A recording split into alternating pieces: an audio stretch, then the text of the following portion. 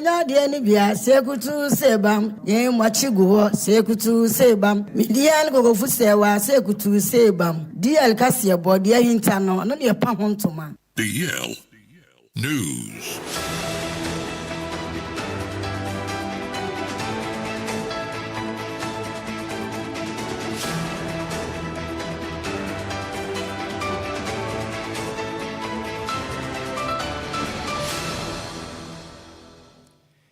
Yamamo akwaba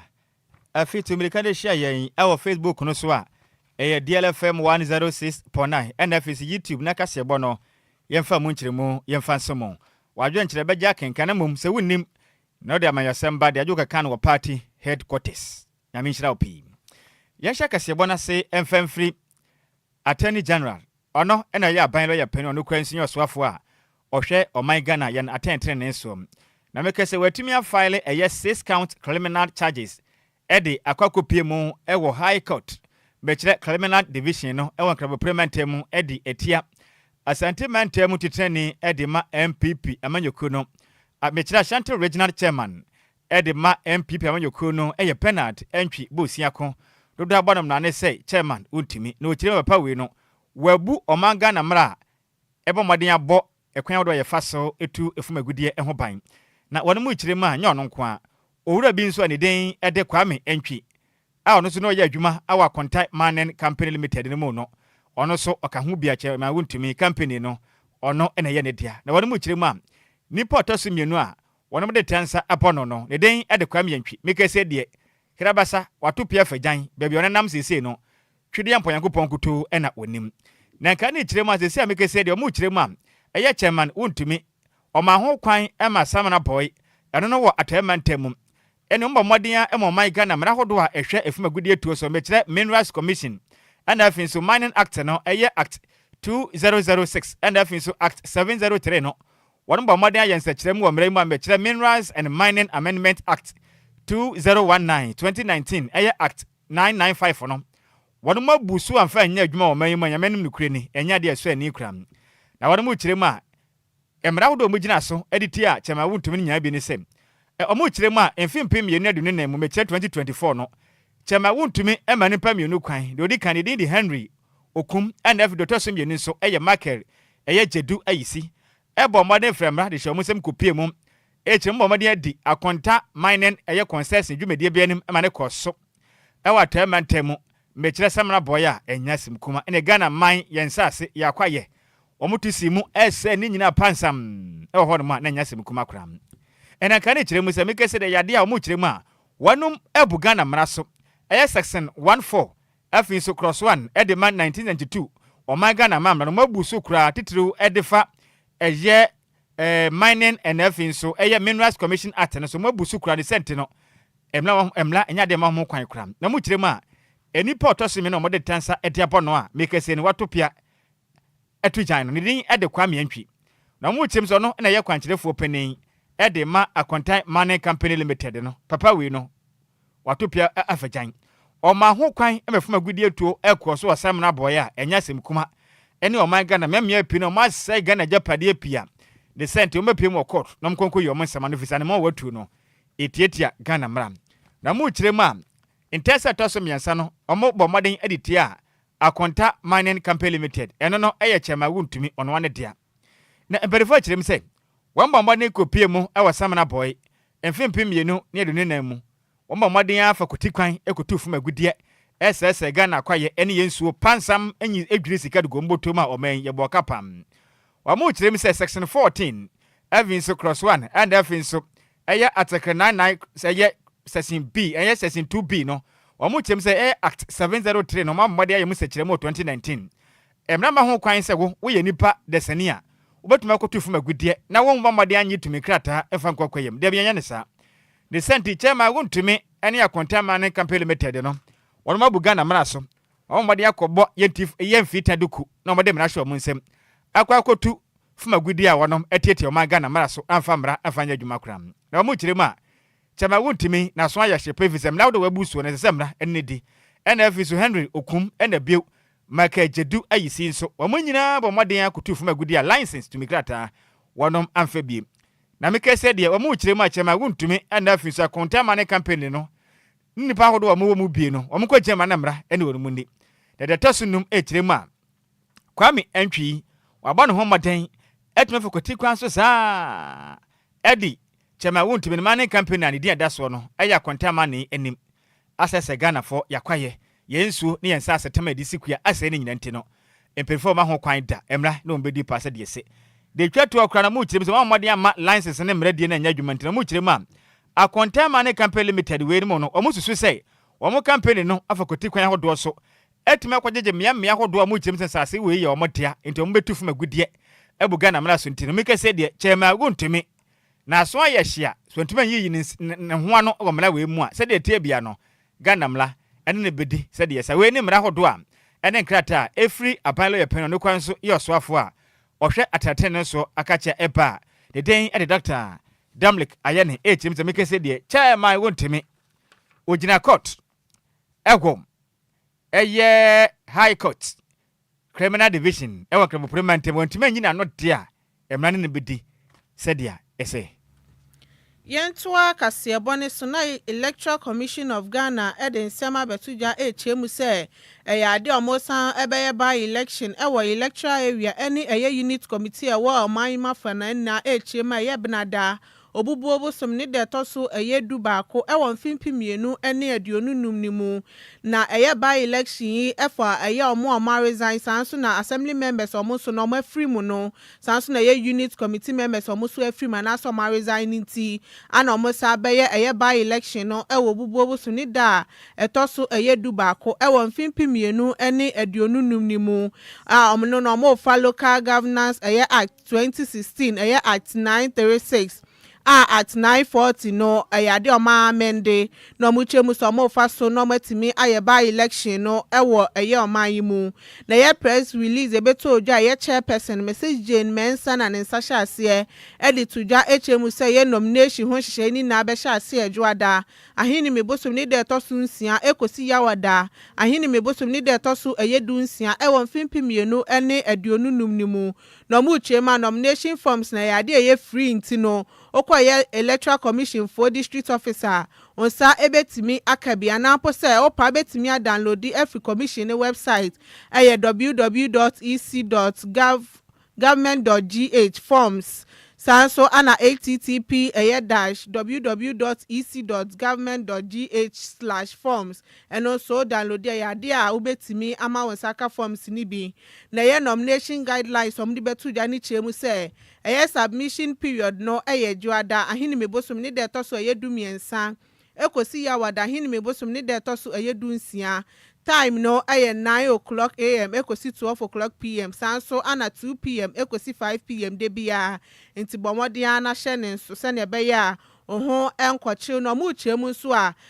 candidate na submit forms no momodiana hye se wo for section sanso ana wo ba fire passport picture mienu eka ho fabra emfa dada bomodiana kotwa fufuro na hye se background no red ansa na wo de aka ho de aba na mu chema by electoral area election na forms no so hu se nipa bi apne so sanso na nipa ba ko so beka ho apne so ansa na watimi de aba na 18 registered voters omo wo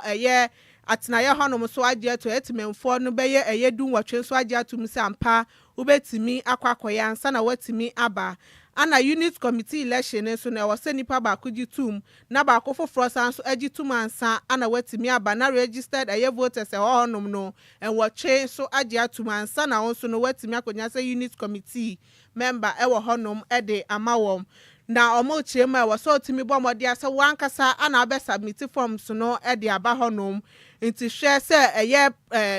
nipa mienu no beji atum ene tememfo ni na ye bibia wie na passport picture mienu enso eka ho ansa no watimi akwakoye submission no na yade amantama hodo bi na ekeka ho a omu betimi ayeba election no omu chema polling stations be 1500 there ayade honom ana ba election no ebekoso eba nkran pipiri mantem han masanso na santimantem from mantem ni 50 mantem ebe poe mantem ya buno mantem nim ahafo ene western north ene aye mantem ahodo nyina no eya ade ho ombetimi aye ba election so ewo honom na eba mkran pipiri mantem hanom a ebekoso ewo ya blekuma central sanso ana weja gbare eya la nkwantanai ene adenta eba 50 mantem aye Cape Coast Commander Edna Egwafo ene Abrem ene eye Infantiman sanso ana Western region eye Jomoro Elembele Nzema East ene Sekendi Takrade ube poemantema Yesu Jaman Yilo Krobo Suhum ene New Jabin Asante Mantemu eye Adansi South Obuasi Municipal Bosomche ene Offenso North Eba Volta region so ye Ketu South ho ene Afajato South honum nyina na ye ba election no ebetimi akoso ewo honum nti momomode ana monhwe eye nhyehyei na monhwe ne so na wo so timi bomode ahu sese wo pe bibia so a ubetimi akọ eye near district office edema electoral commission no wakọ akọji nchiemu nti we na free eye electoral commission for honum aba abetoja yes abato no wa onemu se umpatem ho no be akoto bi no ho hyehye na omode atudwa no ubetu frank e bia na wasere member bi wakwakonya nkwanhye afirimu enti wo pese wo contest bi ananya sa pepepe se ko vitela so we contest ama kede ana o se ama kede ana kede de seso enti electoral area na ye within kede baby sisi ane se wotenkra ha enti baby ote no obi se otia amran hi o sa brekuma hi fa ho no electoral area no betimi contest se se member ne ntiase a so what you say enyim commander Edna Egwafo enyim ho ateda ai commander Edna Egwafo ateda e won 50 mantem ho no so de okro elembele nso enyim ho a mateda elembele ateda nso enyim ho edumi krum aya kamfante ata etima mekan so de wa udie ma eramiti me say edumi krum aya kamfante eta asa Mate, mampo mikrum kasa nso maayo. Yanto akase bo no so ne momfa ngura na mekase no. O man Ghana edu ba bia na adwadie akwakwete sebe nwinimu hwi. Ene atwintwan. Efiza adwadefo de didwape na eka na etuato a akoye nsempii nam. Na mekase no eye fabak ana afenso guta mpanimfo. Ana bio Plastic Manufacturers Association. Empanimfo de adesre e de ato o man Ghana mampani. John Dramani Mohammed ni mse omo srana da omo ma no nefu ama akoma akwaduasa 30 days sa yisiji asa hwe o manga na nyinam kane so abo motiri mpo se wamba ba to nyina kane abo mu e de akwa kwagina mu ohamu gichemu be ye 220% aha eye oha mako pare sa 222% na wa magic de agum botum na omo kiremu a ano adendodo adenti na yisiji fo mobetumi apagya mubuo mu sa matum pare 220% de aden eno ane se na mben na ekwayi kiremu se omo ye ya dokodoko nsane ade a mo ye yemfididwuma kiremu a omo nka nkire Ghana mampani se omo sere na da ode 24 hour economy de aba na se betumi agya ne nanso de a na yese nyinam kane abo no etumi kwafom na gya ne nanso na Ghana ni nso ye adwuma omboka na matumi afa adwuma yefo adwuma o kiremu a mekese nene yisiji bo no yentumi ntuawo ene onkane no bo na ni apɛ na asa ekire din go be ye adwuma ye no de na kotua yisiji fo ka aden de send Ghana mampani John Dramani Mahama mosra wada sa wo pese wo boa na 24 hour economy ne bedi dwuma na Ghana fo nya adwuma ye de mosra wada ne manim yada sa yisiji fo propose aye 220 electricity telephone no teteto mampene manyi ntumu kura nte se o manye behu na mande pam emra oje mre na one eye de kasa batwetwe nkomo na guta president Dr. Joseph Oben echiremu say yisiji fo no de bia da motumu buo mu nanso mbe ya unjustifiable tese muntumi hu ade amonye de bia motumu buo mu nanso motumu pe enyinam kane yi ne kafre kajo dumso sa na Ghana ni nya so mfaso nene ugbo modia na okwaje eye yisiji fo mita fufuro ya mo kirem se na atufa esne aviator enya se mukuma na ehunka ne usika nyina sese ne nyina sa ntema mo sra wada sese de tutumu ne de nkebe ye nketwa so kram eno achi nso ensuo bo ne manyina ebo ye den na ba ne sa obi bia adwuma besi de ne wanya sika etimi e de atua adwumayefo ne ka o kirema yanka nkire Ghana mampani sese opeso oboa na o my Ghana nyinam kane abo etimi kwa from de man homade ne wonye ente sa de a 24 hour economy no ebe ye beans e wo manyim. It's important as we don't have to continue to increase and increase whilst businesses suffer the way we are suffering. Does not make us competitive at all. We all realize that we are doing the African Continental Free Trade area and Ghana is lagging behind. We are not competitive. Our goods cannot even be sold at Togo. It doesn't go beyond the other member states. Why? Because of high cost of doing business here, especially in regards with utility charges. It does not help us. And we should know the earlier we know, dissect these issues and put it in proper context, we are not going to industrialize or the 24-hour economy that we want to propagate will just be in a mess. Any awoti ye aya president etema o my Ghana mechire dwadifo ekobomkuo guta ne den atem Dr. Joseph Open nene ena awoti ye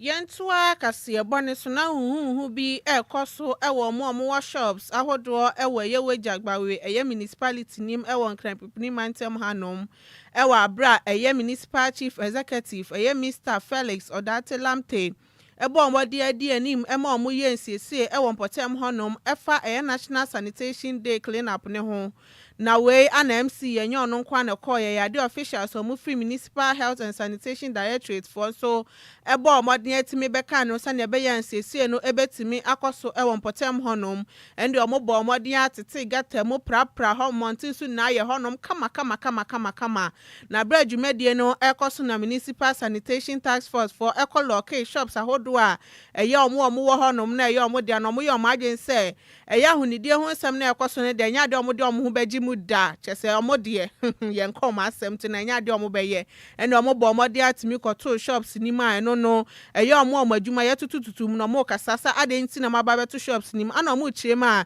se ma omode ansiesie mo shops nanim ambebo ama ho siesie no antimi akoso a enya ade am shops no ye bebie ede ama wom ewa abro omo bo omode aso bo omo kesan se ya de omo hyemra sa hunidie ho sem ekoso na se wanfa ho anjima ya ade ya bebo ka na we na bra eye inspection ekoso na Mr. Lam tedi tudwa na ochemu se so mo bomode ano mo siesie mo potem ya de bebo mo ye pa esansa hunidie ho sem de aya na hu hia ede manipadua bia ewo manga nem to mo momode ahwe se eye mra na ma hyehye no se koba so mo ye bibi o mo so de mo ho begim no mo di ni die ede bema emra no de nsem se ede tudwa the and National Sanitation Day na so na go so hu sanitation say that ko duma that duma na dia yetina ase no yesu hu say then ya beboa ama sanitation na tin say monitoring and evaluation because after Saturday ya ye omo a omo de omo baji mo omo de omo haji mo ama ya ye bia then kama after Saturday no what next intina as a municipal assembly no municipal health and environmental health officer ya ka bom say then ye be sign from Obibia, the National Sanitation. Like I said, in Rana, you got a small and yanning Yama, you know, and that's who got nano because you tell you, for 4 years, Sanyamana, yes, share my young then, you can point you, since you've been at all, and ask a war, none in our side, then I go back to the gadgets. No, and they give it maybe on one side, catch them for maybe on would be yes, you want to leave you on Yama. See, I'm maybe you might be better said, yeah, so our home. It's not yes, I'm monitoring. Now, maximum force who says they need deep sanitation. Ene ya uti ye Mr. Felix Odatelamto no ana ye MC ewo ye wejagbare na nuachi ana Municipal Environmental Health Director Mrs. Mariama Brahma eli tuja na ochemu se wo sombo mode ana mo hwese mra na ekoso ewo wejagbare no ebetimi akoso sasa na ebe ya ahonidie ho se betimi akoso ono mo so abomode atimi asiesi omo mpatan mu na ochiremu a omo tutu omo shops mu omo chemu omo nsiesi omo omo shops nanim no so mo siesie wie kra ya de a ka ne de omo bebo any team no echo round sensitize you on one by one say Saturday ye be National Sanitation Day so be participate near my community no emunti and so you realize say ebi anya and na ye ba for monitoring na ye ba ye no ye hu say nipa bebre anya until you take initiative say ye be lock obiara one participate and nim the frontage aye fi no fault no e wo drains no mo no ye lock shops no until wo tie wi na wa ba me ya final na wa ya baby ama ya beba for inspection ahwe say why ejuma ni yie na wo nye ejuma ni yie ya na ya fine no ebi join ni yenti ni ye hu omo a na omo lock ye yes na obi ambie nti ye ka say obi biara na participate no na e stores rura for sa na bebre amba nti ene ye ni say giving them a warning so the next national sanitation day obi able participate. Eni ya uti ye Mrs. Mariama Brahima no eye municipal environmental health director. Edi ye fi hu sensem wo. Ai. Yate. Yanko so anyira mu e wo fi sensem ne yanko pie mu e wo pie manten na mekesa de hia wanom egwo enum apapam eno no e wo su jaman mensini mu e wo pie mantemu e chiri mu a. Bebia adro die niam ye agyo mu nsem anisa sa agye mensem kasebo. Wane mu chire mu efi agye wane mu dwa no aboso ewanum apapam a ha adwen ye pa ni sent de adredie wanom ehia oman Ghana mpanifo emo am na de hye ne chire mu sem eya dustbins ahodo mpotem wane ne containers ahodo am eye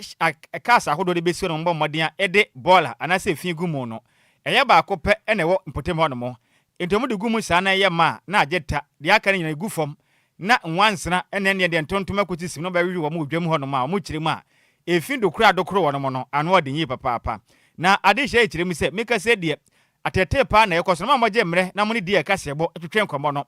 ena wo mu chire mu a meka se de wo mu kwada sema visensu oto a na ageta edwana kasa mu asai e wo mu sa dwade yekoso na nso no se de nsu oto a enka ne pampan a wo mo tifo mo hwene mu no etan ye pa ne senti de adre de Ghana mampani yi wona mo sra wada anka be ye bo modin asenka dustbins ahodo no bebre na bekọ ekopiem wanum apapam ene wachi nso eye hia hodo a etwe bola ekotu go no nso madodo na nkọ hodom se beboa na dwadifo ndi dwa wi a efia hodo no omanye baby etimi edi atom wona mu chire mansu oto a ne nso bo no homaden etimi aprapra fin ya de kokko mafia ma chesanya asem kuma ne bola pa nanam hodom no etan de center mu chire nso Ghana ba mo sra wada dwa na tete apansam asayo besese ne kama nafa dustbin ne bra se be beboa na dwadifo no wadamo ho etimi atono apomuden so akonkane ye ka yesu anu a enuma pepem ne baby a market kese pa ewo ye di endwa ebrada ene ifiada ye hawa ye wotitiru ene ye mbola se ye hwe bola ye wa heya na che se hi adanse bia bi ye endwa no so no nti no bola no mo bre tank ba kwa da ye bedi dwa ne bewie nkosi anwumre no na ayema na ye ma esiwa na otwe mienu na tank bia ma bi ebe ma ye ma no ye ti finim ebro ye nso a na ye titi ni nyina ba be bola tank no e de wan sna ne ntonton ni niema basa ena ebreye tino kwasam ye so nkra de ama aban se aban bra ontwa nani mmehye numa pepem bola container na ye ba akopɛ enti no etumi ya ma na afom wo nyina ya bola esiota eguo na egwadefo ma ne yetitimu ne yetitim bola no nse se ya ha no enti wo mehwe ye no wo mo ayen aban no yesra no ai wo mehwe ye na wo mo ayen aban no yesra no wei adwadifo a wanom ewo apie mentemu enum apapam na wote omangaza mu chirim se de adredie abanya ma enkonta eye atubentum na no wachi no hene edema enum apapam na na Agyei bomoto so emienso no so echirim se in fact se suo to pa de pani behwe ewa apie mentenum enum apapam ene ye kankan enya se mkumu wunya hwene na ode agina vise dwa no ade hye dodo na esense container ne ba ko penti eye ma de akene mutugu fom na je se ne ye fini bola yi enum mo hwene mu sa mo chirim a eba ne sa pe na emo aketekete ko sisi so na mo de besisi wo mu nuane so ba wiwi wo mo anadwo na nyadegwa apa energy so chire mu a ayarasabia ho sensem enko nkane ne manyina ya basa enti o mo sira ban de adro de dwa na nkasa asai o mesiesie ne kama apomoden so o ma na ne ku apomoden o ma no ho moden na ayarasabia ho do behia no o mesi ne kama o chire magana mampen de adro de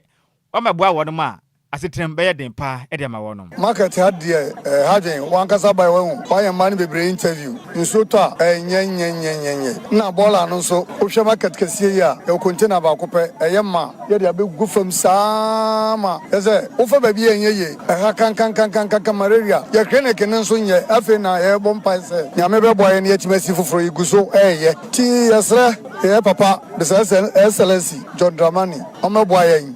o me so market no moye ye school ye we ono na be sima ye ya market yi o ma hwe on siesie market no e ma ye se ne be ya market yi zo ebe fine said ye be ya market nso ebe ye fine ene a wuti ye ne yo hene edema enum apapam ne den de Nana Agyei Bomoto so miensa na wote yi.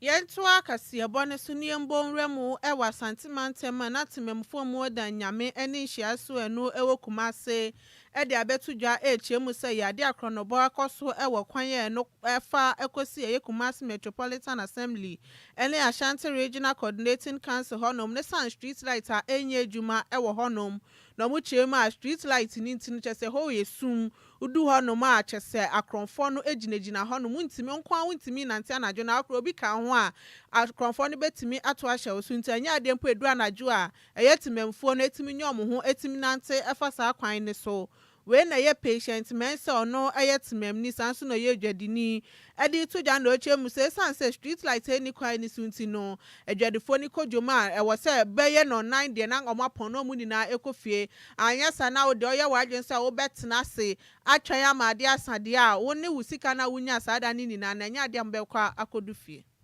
ekwan yi de light ni so ewo ma enya light ewo mu so a mo na ye That's street here now say stop a quality. So we high away they need lights and I have said I hear one casangazin. I hear it's answer obi pamoa. Ntimi ko ba dia. Obi pamoa no an say we dem nika so chiwa na wache. Wonya won so ane na ko fi. Aha obi pewa akunwa obeku free. Obi fi ni fie MPA ma obetentem a obi ankasa ho. Utetem sesen ya obi ankasa ho. So answer hey enye area mpa. Me RCC hankwa Royal Palm hanyina light ni volunteer. Oh light in there ewo ma na aba. Onu say aba we dey e call off there ebo be 5 months for light ni hasi. Ebe city hotel ni mu hono. Ebe the light o le fi ho ba no area hanyina light. Ma jiji for bags. Mushiro kwa kakano tueni kwa kakano tueni. DLFM 106.9. Yedanyame. The kase aban body a oh dear, a course I'm say this zero a feeble I 455. I'm always back. From Sambaji boy goes to much and it's a count on a phone, edge in the phones, and look around bare 11:30. And any idea I'm here,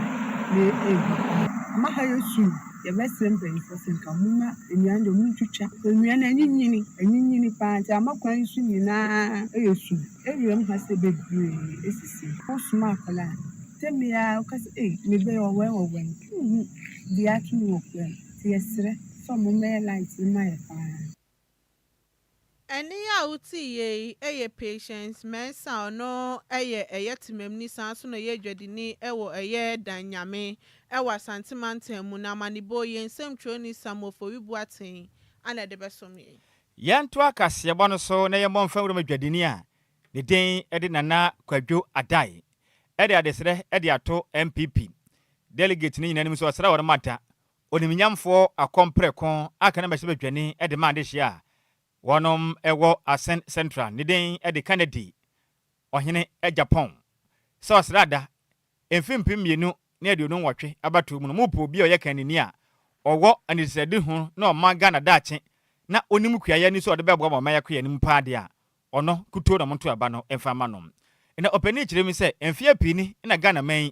yabo ye homode se ye pese ye boa na yeto aba na se kiremu ba na Ghana ye kwa nim titiriu efa yen sikasem ne mpotudwuma mu nanso nanka beboa pa nanka kuadwuma ne ade ba akopa nanka mebetumi abo na yetumi akwa nim ewa mpotom nanso no kaskara eye na enkonkusi aga emra openi je mre na ne de kasa botwetwe nkwenkomo na wo kiremu se one de ohwe amama bi te se eye America afinso ena afinso eye Italy ne amama pi na ne nyina no eye kuaye ena afinso insrahwadwuma mekire agrek ena tourism ena abo maman no musikasem etimi ejene naso no kiremu a oniminyamfo Canada akwampreko oman Ghana na akoma to papa se Ghana fo ma na kwanya pe otikuaye ase obetumi afa kuaye so abo oman Ghana yetumi akwa ni mpuntu mu pam na Nana Kwadwo ekiremu a Canada akwampreko oyobi a owa hombrase pa no do Ghana papa ni sent Ghana fo ma na kwanya bebo papa osase kiremu se delegate ni osra mo wada mamma sikasem ni manim na mu penipo beboa na Ghana wafa kuaye so se oman Ghana eye yenkrabia ene ye hyebre na mebura nya dwuma ye na kuaye tumpa oman Ghana mu ne sikasem atodindi a Mosa Canada akwampreko ohina Japan ho pe ene maje banche de abongum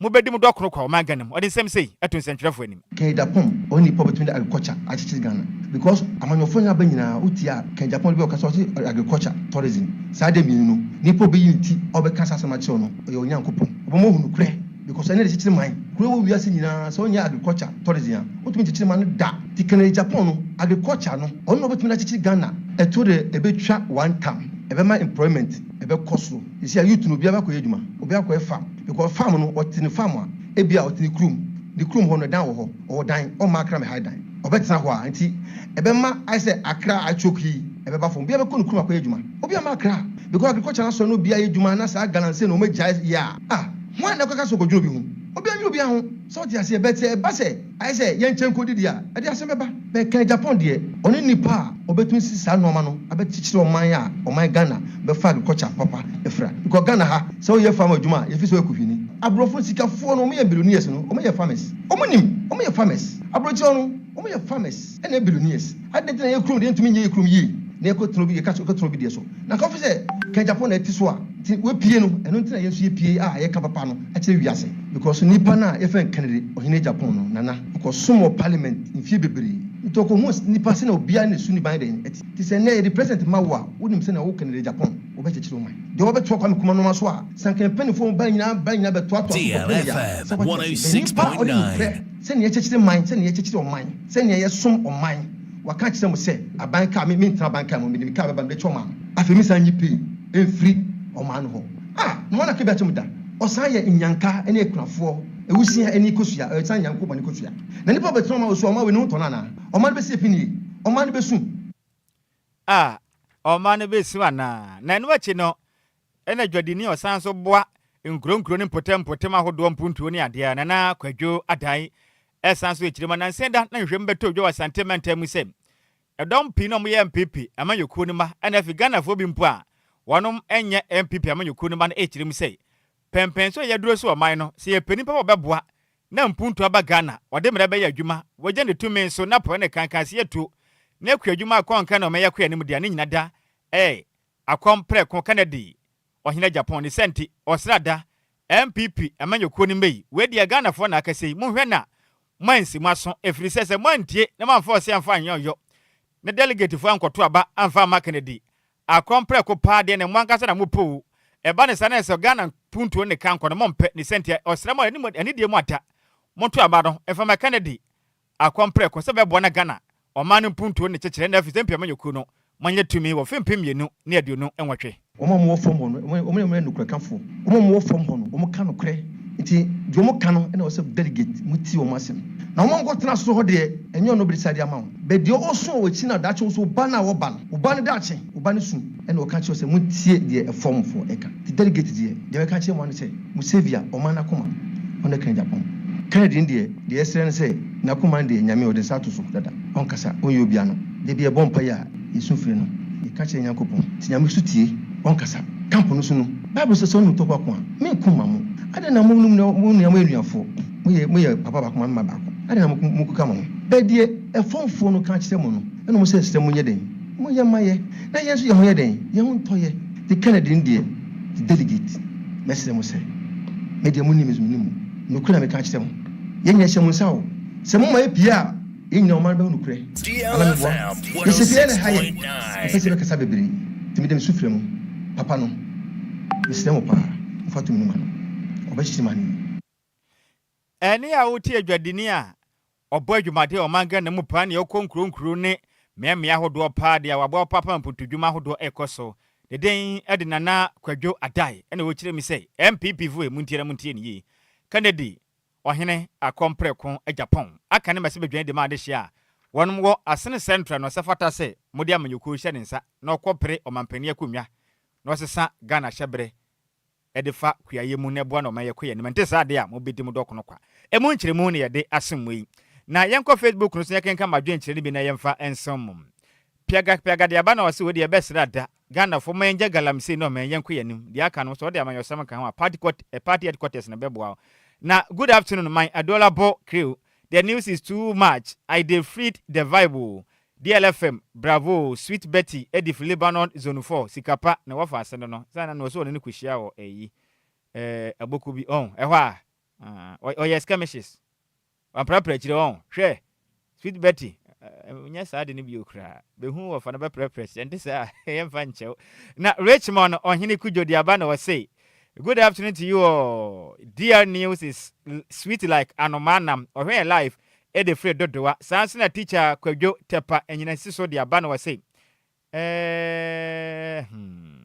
I saw best Ghana man penny so buy and or help you or Ghana and to one home or more. Na ohani nyina sintina Ghana fo enye fa ho de medase osenche akese nkoma wanabo elkinana acheman prempe oye MP edema ahafo anonov NF nso eye chairman ode ne ho kwaku apia kuka medase na nanaba Donald Trump wele nanaba Donald Frank wode ne se wonya US man penity Trump nka ho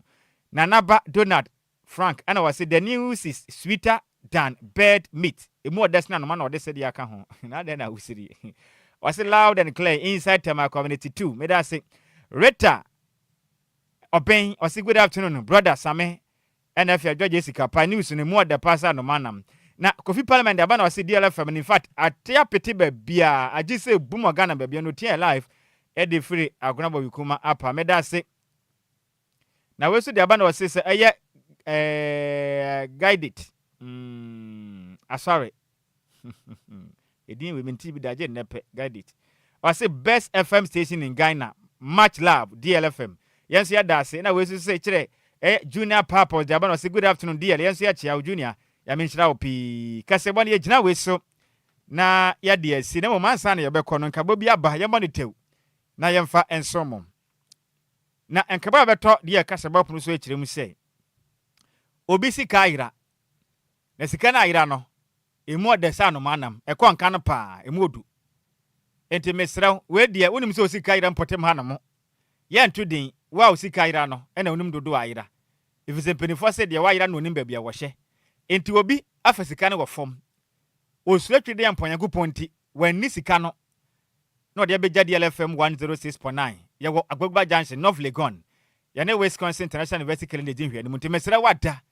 wonim so sika ayira Bladi ala fa fi munya sika na yira on potem hanama ye ne potem ha ya baby ne sika na yira te mesrew sika na nyina wo eyi tema enya hama asem ena nya kaso asem mesrew ejira wo potem ha ya tunim so sika bia yira on potem hanam na nim sika ndo to a ene bia ya pote ye sika ne to ya obetumi aba wo bana tumi da ho adi kama na misika na yira na ye ne kra misika na ye dodo wesi na yira ye da ben ne sika na yira yo yira wo da we ne sika na yira ya wo bana be kana ya wo de a DLFM ye mfa ni enipa office kan ko obedi anko amfa meja yen ye mamo eye nafu amako be na wotwe ba kontema ko be 2 weeks wa meji sika we de akire din enipa de ba ye no ye den sika ndi aman wo kwa kodi ni say to sika na meboa say nye sika ai DLFM ye ntumi ni enti se wa meji a programs held eye programs held programs head Silver lady say yan kancho so amaji sika na ye dan ni urade ye den ediama no no wakwa kudi sika na doso ebi wo mpa medema wa enya sem kuma wo ko vitela nsa kan sika we ya obe prepare chiri nko beje mne kakra ma na be yabusu mmienu nkonko tena fie sika botwo pa wo na nipa na hu osuro nya minto de abeda ye temesra wo sika ayira be kada kura yira ye sika na dodo ene bia ye kura sika na yira ye utumi kade a e chire din e yira ye mpotem ha ya ento woni nka abo aba ye de esomo kase bo no ye de asimu semufo no eya maze me ber entry ne semu edema yen be ma tentene gamo ne hwini ahofa adwa no Frank Jerry kofitele de kopiem wo Facebook